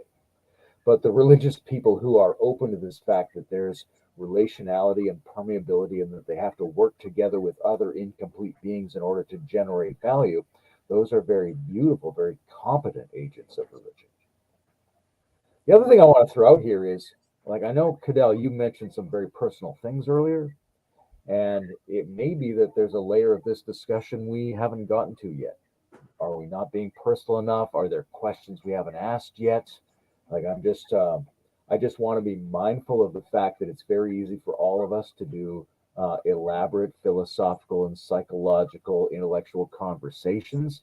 And if we all feel like there's a layer of depth and authenticity that we haven't gotten to yet, then maybe we can collectively try to figure out how to drill down into that space. Well, for me, one of the things that I'm discovering about my intellectual performativity in terms of what certain people who follow my channel say to me is that there's and this is something, since I've become aware of it, that I try to keep doing, is basically to relate everything intellectual back to my own personal experience and life history with concrete events, because it's like, I mean, it's I don't know, it seems to have it's helpful for me to stay grounded with my intellect, because otherwise I'll fly off in who knows how many directions and what books and that, so that I sort of stay with that. And in regards to this conversation, what I was thinking of pointing towards, but you guys can take this however way you want to take it, is I wanted to ask the question of,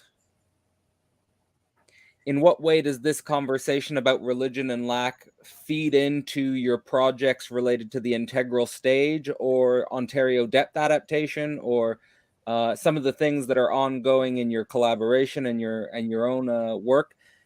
Is religion and lack becoming something of a central point? Is it a central motivator? You guys can take this however you want to take it.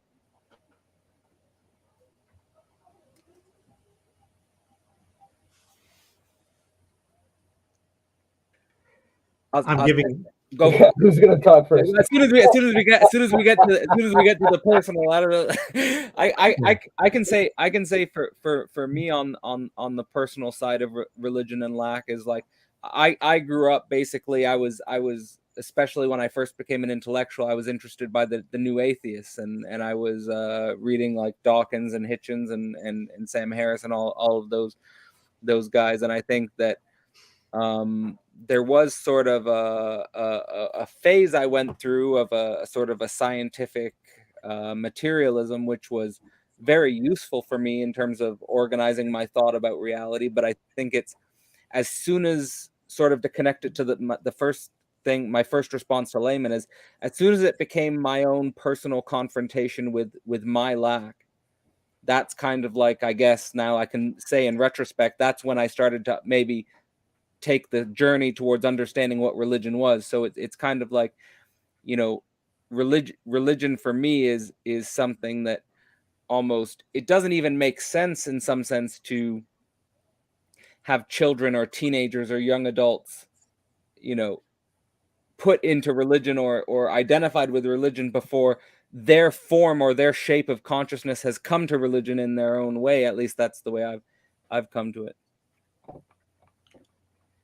Yeah, I've been moved by the conversation with John Vervaeke and our exploration of, the religion that's not a religion and integral post-metaphysical spirituality, which, anyone who's watched that knows it started out already with the slipperiness of our ability to know reality and the willingness to be confronted by Cthulhu in our wrestling with reality, and gradually it's progressed towards these topics of grief and remorse and deepening, and allowing the descending current and possibly ritual. And Layman and I, before we collaborated on, it's kind of on, it's on just a back burner right now, but we were creating something called the Foundation for Integral Religion and Spirituality, which was a collaborative, imagined collaborative project where we're going to be engaging actively with different communities and creating texts and creating workshops and other kinds of things. And I feel what's going on the integral stage in this collaborative exercise with John, as an example, is that there's something very satisfying about being kind of on the edge of our own thought and pushing into territory where we feel like we're possibly each of us being called to do something new and different. And to me, the growing sense that something communal can grow out of this, that that we might actually get together and enact some rituals and have some face-to-face transformative types of encounters. All of those things, light me up as a possibility. I would like to see, something that whatever we're doing on the integral stage, not only to be a platform for featuring different voices, but an alchemical cauldron of sorts that can overflow in various directions in terms of relationships and encounters and projects and types of engagement that exceed this intellectual type exchange, where there are more embodied and ritualized and practice oriented kinds of encounters. I've tried to introduce a little bit by posting some meditations and things on the side, but I want it to be communally generated. And just speaking personally, about kind of where this is going, I'm really glad we're in these recent episodes touching into deeper existential questions and in our personal impactedness by the state of the world. My own religious journey started many years ago through basically being, feeling on the edge of destruction in the face of the dissolution of my home environment and the experiences of many deaths around me within about a 1-year period, mostly my classmates, many of them. So a lot of things happened that really ripped my world apart and confronted me with the existential vulnerability of us all, and also the injustice of of some of what I witnessed happening, that really called for taking stock of what I placed value in and how I oriented. And as you go along and you study things and you get into teaching, and things can begin to settle into like a surface level where you're not always dropping back down into the depths that inspired you.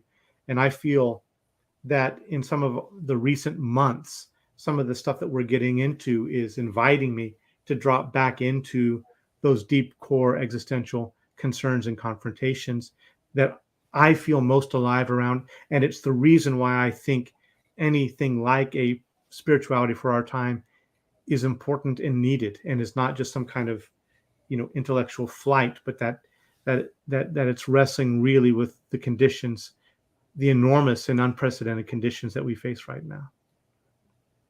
If anybody's thinking Bruce killed a bunch of his classmates and just confessed, I want to nip that in the bud right now. To Cadell's point, I think there is something really important to understand about the abusive potential of premature exposure to religious ideas. Right? One of the things with the notion of abuse is what makes it abuse, because many of the things that are abusive are actually quite tolerable at other ages, in other contexts, right, in other situations, right? Like, for example, child sexual abuse, the problem is not that there's sexuality, right? The problem is it's too soon. They're not ready to be able to responsibly handle that. And so there's a strong analogy with religion, right? Religion too soon, when you can't handle it, is abuse, right? It's the social recapture of the organic religious tendency of the human being, right? So that's a big deal, that a lot of the people who are the most religious people and who can be of most creative participatory use to us collectively in establishing the religiosity that's appropriate to our cultural moment are people who didn't get too much of it layered on themselves too early in life. That if you're just told by your parents or your community what to believe at an early age, then you're not doing religion at all. You're just doing social dogma. There's nothing religious about that. Yeah. As for the integral stage, one of the things we started doing this, and the first moment where I sort of knew what the integral stage was when we convened the Integral Satanism Forum, right? Because there's been a lot of talk about integral Judaism, integral Christianity, and integral Buddhism, and we thought, well, let's talk to some Satanists.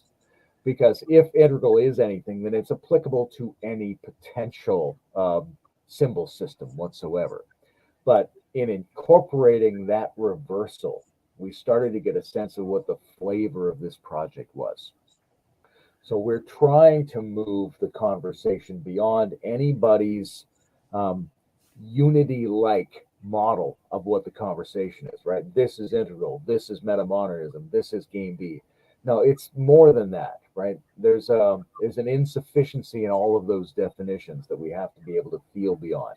And more than just the plurality, we have to embrace the apparent value opposition to all of these things, right? Sort of the beautiful thing that Bard and the Dark Renaissance sometimes bring forward is this challenging countervalence to what's normally proposed as something like a metamodern or game B set of solutions to the world.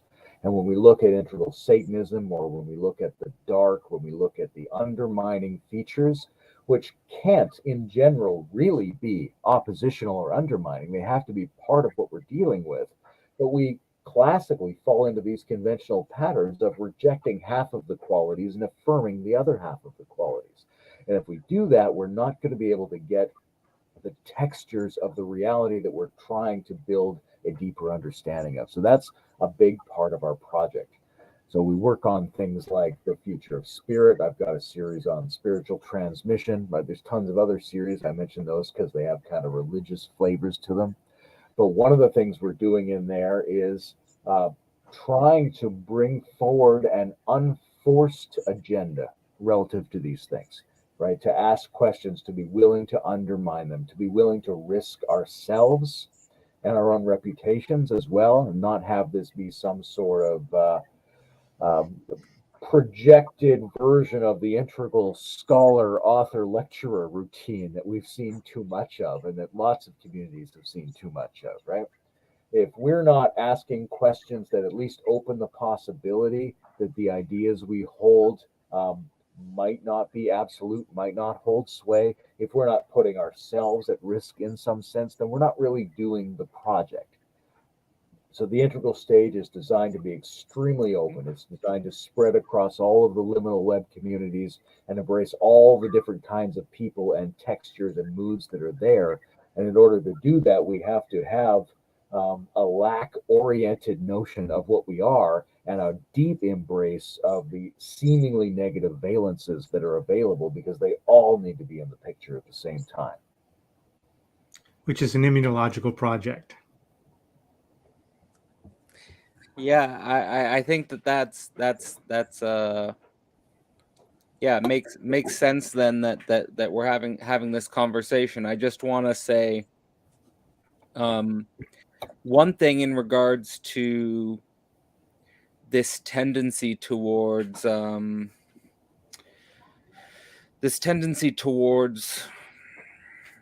like any unity like model. Mm-hmm. You know, the if I could, you know, there's many people who would come to me like after I was doing the Zizek's Less Than Nothing and ask me like to summarize his metaphysical views. One of the words that I find useful is, and one of the things that I think is implicit in the work is, I don't know how it's related to non-dualism, but it's what I call a negative monism, which is basically like the simultaneous unavoidability and impossibility of the one.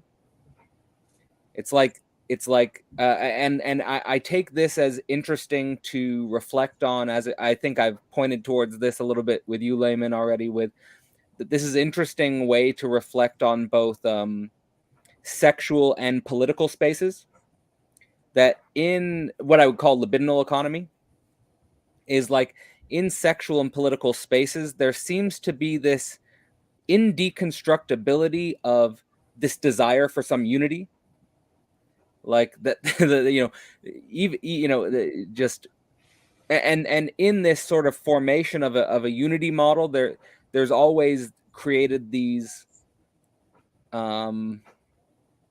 contradictory boundaries of an inside and an outside. And what I want to maybe suggest before maybe also pointing towards some final thoughts is like, how is that related to this overflowing excess? The excess as sort of like, you know, and even the sort of the the metaphor I think you pointed towards, Layman, as like this chalice overflowing, like to bring it back into the chalice and overflow. Because I feel like any tendency towards a unity model is a tendency towards a type of repression or a container, which is in some sense needed, which is in some sense necessary. But at the same time, I think what we're pointing towards with this excess is kind of like that we internalize this unity so that we, in some sense, turn ourselves inside out. And I feel like I don't know, I have these images in my head of being turned inside out in regards to this desire for making a unity versus sort of being already sort of like this excessive unity, which what basically, I don't know, is at stake here is kind of, I think, something that Bruce pointed out in regards to the inability to, like, that we fundamentally can't control other people. I feel like that goes so deep, especially in of course sexual and political spaces. I feel like the desire to control, the desire to have some sort of the fact that other people actually do escape us with their excess is actually, I think, the zero level of the emotional difficulty with others. Like, I don't know, these are some of just riffing thoughts, but maybe if you want to reflect on that, that's cool. But also, maybe if we also sort of reflect on what we feel we've achieved in this conversation, or where we feel we've traveled in this conversation, would also be an interesting thing to reflect on. Well, I'll touch on a couple of those points, so then we can go into a reflect back mode. There's a certain, some of the times people talk about non-duality, and they talk about it in a very clumsy, old-fashioned way, as far as I'm concerned. When you have the notion, like we do in integral thinking, of gross, subtle, causal, and non-dual, then you have to ask yourself, what makes causal mysticism, say, different than non-dual mysticism? And in causal mysticism, there is the one, or there is the none, right? There are these homogeneous, totalized, unitarian, eternal aspects of reality. Now, there may be aspects of reality that function like that, right? That 1 + 1 = 2 is very much an omnipresent, ubiquitous, eternal kind of feature, as far as we can tell. But that's different than what we mean by non-duality. Non-duality is, it says specifically, it's not two. It's not one as opposed to two. It's not unity as opposed to duality. It's not duality, but it's not unity either. It preserves the complexity of the differential between them while asserting the quality that's traditionally pointed to as unity. There's a blending or a harmonization between dualities at a certain threshold, which allows us to experience something that they have in common. And that experience can be bodily, it can be emotional, it can be psychological, it can be intellectual. There's different ways to think about it. But there's a sense in which a certain relationship of the two allows them to function as if they were one without being unified into a single asserted Unitarian enclosure. Right? And one way to think about that, I don't know if we mentioned this before in our other talk, I think about it with two lovers who say they want to be one, but they don't really want to be one. They don't want to have their pancreases located in the same physical location. They want to be closer. They want to be closer to the point that another function is elicited, that an additional excessive quality that is operative in their enclosure, right? So when we do like chi training, for example, your hands are over here, you bring them closer, you bring them closer. There's some point at which they, if you're sensitive, they start to buzz a little bit, right? The correct adjacency, the correct degree of proximity elicits an excess. And at that point, are they apart or are they together? That distinction fails at that moment. And that's where it becomes non-dualistic. Non-dualism is the failure of the distinction between separate and unity. So I think that's very important. And I think we have to understand that at different degrees and all throughout the manifest world, we're setting ourselves up in situations where insufficient beings come together in proximities that allow them to generate the excess that can permit larger structures to operate. Yeah, just wanted to mention that. Yeah, and that brings up one little strand that I also was mentioning at the beginning, that Nicholas of Cusa, he talks about the cloud of the impossible. And the cloud of the impossible is where he talks about it as in approaching the divine, you come up against the coincidence of opposites, and they're there in an intensified relationship, and they cannot be mastered by reason, but you draw near to them. You draw near to them in the cloud of their presentation. And it's in that cloudy presentation of the coincidental opposites that which is encountered as a barrier, as a wall, it becomes also the gate towards paradise. He says that there is an opening that happens in the drawing near to the opposites without resistance. And there's something like that in Deleuze also, where he's talking about, in his context of talking about becoming animal or becoming minor or becoming woman. But there's a description of coming close, boundary to boundary, entering this zone of proximity in which the distinction between self and other ceases to be totally operable anymore. And yet it's not totally erased, but there is this zone of indeterminacy. And it's in that zone of indeterminacy that new potential is released, and that becoming can eventuate, that the excess can be born. This is what I think Layman's talking about with that proximity and the adjacency, is that drawing near where it's not one or many. Nicholas of Cusa says, and I later did a paper on it, drawing from Bhaskar, saying a very similar thing, that all is in the each and each is in the all. And it's not just that everything reduces to God, or that there's only things, but that there's this entanglement between them that you can't fully parse out, the impossibility of it being all one, or the impossibility of it being just many. That it's an entanglement of those things.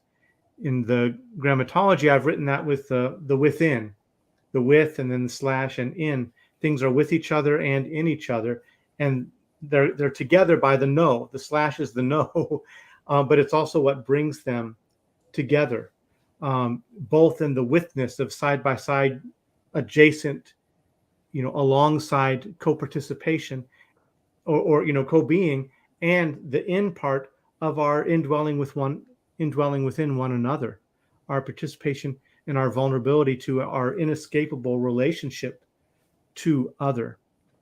And as I was talking about before, that's both a source of suffering, but it's also a strength.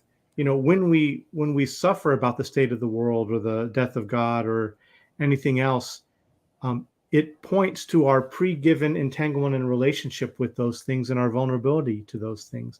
That's why we have the capacity to suffer with and for them. And in touching into that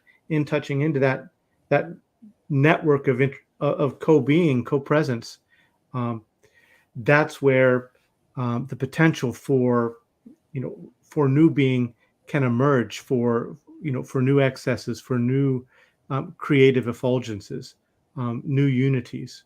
But as Latour reminds us, every unity involves work, and it's never, there's any given holon that we enact is a temporary thing. It's an achievement. So yeah, I don't know. I'm hoping that when we're coming to the end of this, that we feel that we've had some kind of holonic achievement here that we know is not going to last and the bubble's going to burst, but there's a feeling of something coming together and something new emerging among them. Well, for me, it's I guess trying to bridge the thinking that I was engaged in with the philosophy of lack series, and sort of trying to see a new dimension of it. And yeah, for me, the biggest sort of thought that's been the thought that's been most present, I suppose, in my mind throughout the conversation is this. It's kind of like a qualitative transition point. A qualitative transition point, again, a being turned inside out, a kind of like this individual organized around a sort of conscious or unconscious perfect desire or perfect state or perfect other or idealized state of being, and the sort of, coming face to face with that, and it basically losing its dimensionality, as you pointed towards, Bruce, gaining a sort of flatness to it. But then there's it's kind of like the cone is pointing, gets turned in the other way. The metaphor of the black hole and the white hole are nice. I don't know insofar as they're useful, but I often think in that way of the relationship between, and these are hypothetical structures, but I think about the black hole and the white hole as a potential model for thinking about this qualitative transition, which is a quite profound qualitative transition, and it involves a type of one, an acceptance of lack, an acceptance of finitude, an acceptance of death, and hopefully the possibility or the potentiality of that being is a deeper relationality. I see, I intimate the possibilities for that deeper relationality in my life. I feel like that's what pulls me. I feel like I have hope in that dimension. I have hope in that direction.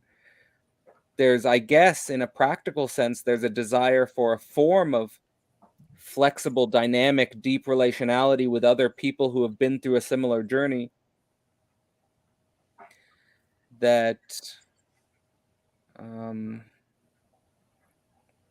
taking baby steps towards, and I can see, I would juxtapose it against the form of relationality that I saw in classical institutions, which I think, as both of you have already pointed towards, are unable to hold this lack, and actually they're surrogate structures that are unable to hold this lack. So I guess that's what brings it together for me, is this idea that by confronting the lack, there is the possibility for other form of social existence. And I suppose if we were going to make it on a bigger century-wide philosophical scale, those types of conversations were not sufficiently appreciated by Marx and communism, I don't think. But I think that type of thinking is implicit in Hegel's work. So that's where I come from philosophically, and that's what influenced Marx. So I mean, basically, where I'm going to end is that this idea of religion and lack, as distinct perhaps on some level from the philosophy and lack series, is pointing towards a type of, I mean, it's kind of like a Holy Spirit type of community, that's the idea I get. Yeah, I appreciate how personal this stuff is for you, Cadell. It always feels like you're asking for therapy or looking for a breakthrough or something like that, and I think that's very always keep it that real.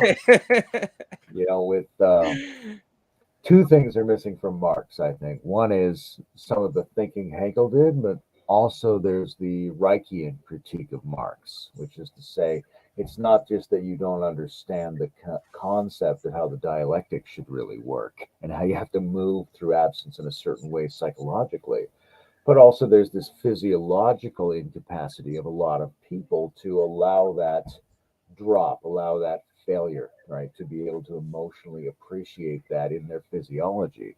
because we tend to armor ourselves. We tend to just reject the sensations that would occur in our body to go through those processes.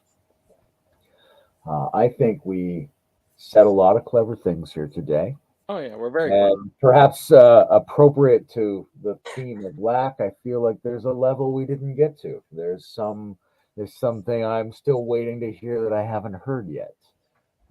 And yet staying with that is a very productive and useful thing. You mentioned koans, and when I think of koans, I think of a certain kind of friction, a certain kind of adjacency or close proximity of sameness and difference that is presented in all of the koan parables, and it's vexing, right? It's like a kernel of antagonism you can't get around. And that I call it the clitoris of Zen, right? You just stroke that same part over and over again, and if you're lucky, you get a Kensho explosion. And so my sense that there's a layer we didn't get to, that's something I think we can stay with. And if we're lucky, we'll get an explosion. Yeah, I mean, we're not gonna that's the meta level of lack. Right? I think we just stay with it. We just stay with it. Bruce, did you have some final things to say, or reflect on, or Thinking about maybe what differentiates this kind of reflection from philosophy and lack. I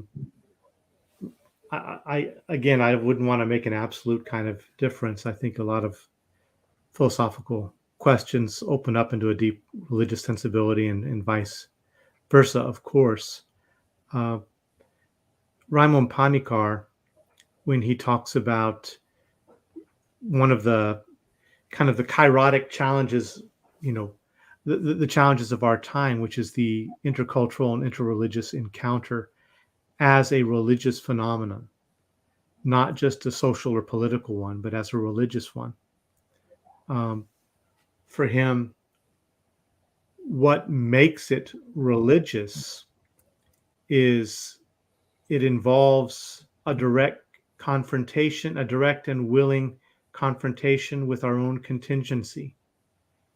Cum tangere, the touching of our boundaries, and a working with those boundaries to affect transformation. Latour also, he talks about different types of modes of being and language. And for him, religious language is not language that necessarily refers to something true or false in a propositional sense, but language that basically initiates a transformation in the receiver. Right? So I would say that what should be, I think, at the heart of this question about exploring lack in a religious sense is how closely does it push us up to touching our own boundaries, and how vulnerable are we making ourselves to the risk of transformation? well, in that context, doesn't it demand the personal? Doesn't It it does. demand the relation between the personal? I think, yeah. I mean, for me, religion and philosophy both they both in some sense involve the personal, because they're I mean they seem to involve the particular's relation to the universal. Mm-hmm. And they're inexhaustible almost, this relationship between the personal and the universal. Well, this is where that Christian symbolism is so useful, right? That the notion of God as an individual, particular agent, nailed and broken and faithless on the cross. I love that. Yeah. Right? That's absolutely beautiful. And then when they go to find his body, they roll away the stone and it's not there. They encounter an absence. It's a hyper-personal event, and it's an absence. And this is the place at which the transcendental, insofar as we can use it, is situated in the world. Mm-hmm. And if we have the duty, which I think we do, to create gods so that we can operate as a culture, We have to make sure we create them with an understanding of that constituent of lack that makes them work. Because if we think they're just some kind of super powerful reality or Unitarian agency or egoic projection, then it's going to fail to do its job, right? If we want gods, if we need gods, which we do, they've got to be permeable. They've got to be insufficient, because that's what makes them able to enter into a relationship with us. That's what makes us able to enter into a relationship with them and to each other.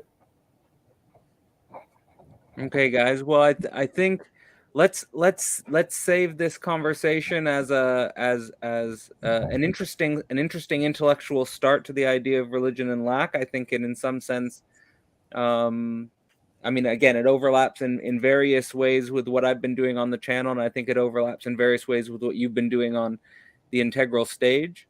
I think it's not necessarily our fault that we didn't complete it and touch on everything, but Just episode 1. You know, hey, give us some time. Give us some time. You know, we'll be modest for today. But thank you both for coming on. I really enjoyed this conversation, and thank everyone for listening. So, yeah, good to see you. Religion and Lack. Bruce Alderman, Layman, Pascal. The Integral Stage. Check it out. Thank you, Cadell. I'm sure that in our next conversation we will completely round it. Exactly. And there will be nothing missing. That's right.